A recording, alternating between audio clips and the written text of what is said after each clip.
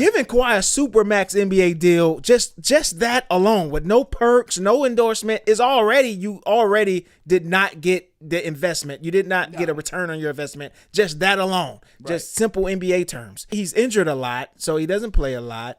Okay, he's not a guy that's going to be up front, and promoting your brand or your team. He's not in the communities. He's, you know what I mean? Like what is he doing for you? He's barely on the court for you. Yeah, he's literally a guy whose only value is high level performance on the court. And for the majority of his time with the Clippers, he's been injured. He hasn't been able to deliver that on any consistent basis. And if other teams are doing this, like I said, how much money do these guys need? Like, the NBA is different from the NFL. The NBA is not funny money. NFL is funny money. You can see 5 years, 138. A guy may only see 40 million of that. Right, in terms of the ability to non-guaranteed money. In the NFL. The NBA is fully guaranteed money. How much money do these guys need? Kawhi Leonard took $28 million in fake endorsements is the reported thing. So Pablo Torres kind of broke this story on his podcast. It's like his new lane. It is. He breaks a lot of these type stories. Yeah. Now, this was a fake endorsement deal funded by Steve Ballmer to allegedly dodge the NBA salary cap. Now, so if you haven't heard the story, when Kawhi Leonard was coming over to the Clippers, Steve Ballmer had to, if you remember this time frame, right, you had Kawhi kind of choosing between the Lakers and the Clippers. And he was kind of holding the Clippers at, for lack of better terms, at gunpoint, saying, hey, I got the Lakers here. If you guys want me, da-da-da. And remember, there was another GM that was saying how Kawhi wanted like specific what's the word I'm looking for? Like not permissions, but amenities. Yeah. Like his uncle, who is his manager, needs to be on all the team flights, and he needs all of this X, Y, and Z. And so the Clippers gave him all of that, and then and apparently on top of a supermax NBA contract, Steve Ballmer, the owner, created this fake. This fake endorsement deal through a company. Yeah, so he owned a company, and the company signs a contract with Kawhi to pay $28 million for what amounts to like a job that he had no responsibilities. He didn't have to do anything. He didn't have to show up. He didn't even have to do any like commercials or genuine advertising. Now this same company though had other stars like Drake and other people, but they did work and actually did these commercials and things like that. But Kawhi's deal, he didn't do any work, and then the contract just says as long as he's with the Clippers, he's going to get this $28 million. He had an employee, Pablo had on his podcast, had an employee, he changed the voice and whatever, and he's saying it was to circumvent the salary cap. Now, I think this is so clean to where I couldn't imagine other teams not doing this. But my overall take on it is, damn, how much money do these guys need? And how screwed did the Clippers really get out of this? Because giving Kawhi a supermax NBA deal, just that alone, with no perks, no endorsement, is you already did not get the investment. You did not get a return on your investment. Just that alone, just simple NBA terms.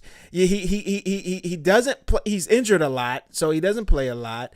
Okay, he's not a guy that's going to be up front, and promoting your brand or your team. He's not in the communities. He's, you know what I mean? Like what is he doing for you? He's barely on the court for you. Yeah, he's literally a guy whose only value is high level performance on the court. And for the majority of his time with the Clippers, he's been injured. He hasn't been able to deliver that on any consistent basis.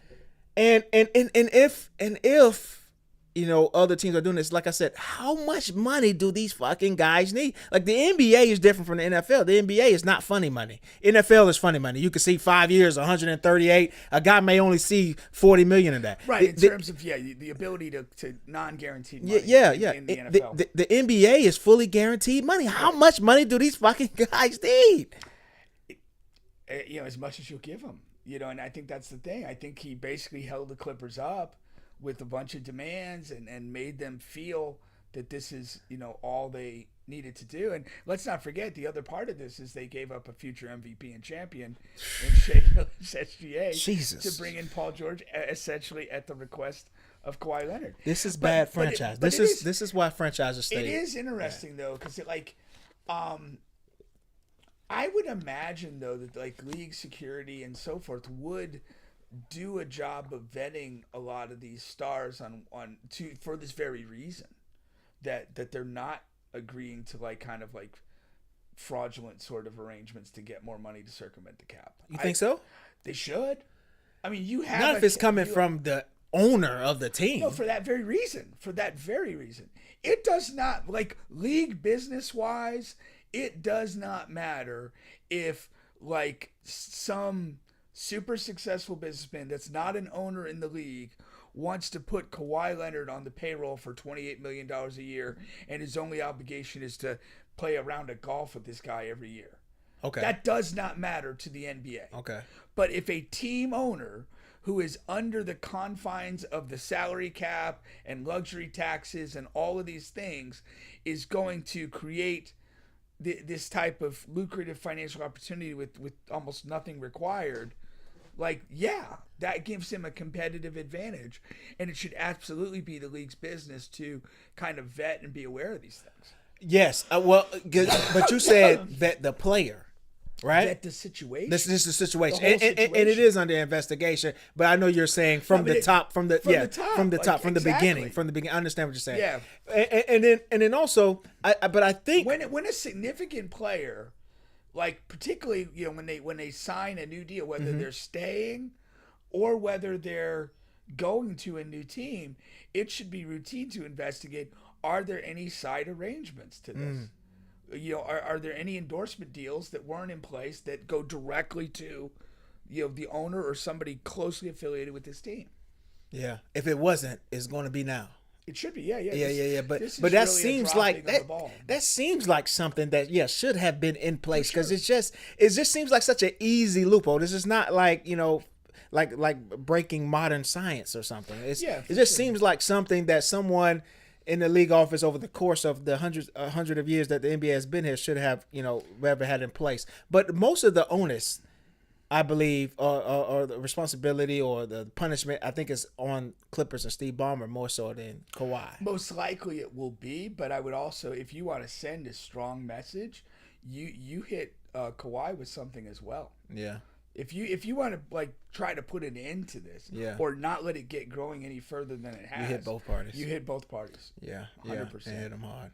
Not necessarily games played, but like a hefty fine for Kawhi. And games played too. You may because it's basically you are kind of cheating the game. You're 100% cheating the game. So you may even, it's the owner. Now we've only, in my time, I guess we've seen. Well, it was with the Clippers for racism, but I mean, it's not like, I don't know if it's not just the owner. Kawhi must have asked, and he certainly agreed, even if it was proposed. He certainly agreed, and so that's why both parties need to be, strongly punished for this. Now, but how can you punish? I don't think you throw Ballmer out like you did Sterling. Okay, but you could hammer them with draft pick, like basically strip their draft picks for like 3 years, and you can hit them with a like a hefty maybe $150 million fine, and then for Kawhi you're gonna miss 25 games, and we're gonna hit you with a $8 million fine, something like that. Yeah, whatever it is. Yeah, and it, it's very public, it's very obvious. Anybody else who might either be talking about a deal like this or have one in place is gonna be like, all right, we got to make this disappear. Yeah. That's it. Yeah, that's it. Yeah, I agree. Now, the Clippers have already come out like, oh, that's not true, and this, and that. But one thing, since we've been doing this podcast, man, one thing you taught me, where it stinks a little bit, there's a shitstorm right behind it. And you better believe it. Yeah. I can't believe them that like this is just 100% farce out of the thin blue sky. Right. Like that just doesn't seem. Yeah, like what is the motivation for somebody, whatever, 4 or 5 years after he signed, making this a massive story? Yeah. You know, and coming up with this out of nothing. Out of nothing. That's hard to believe. It's hard to believe. So we'll see where that story goes, and things of that nature. Now, okay, now.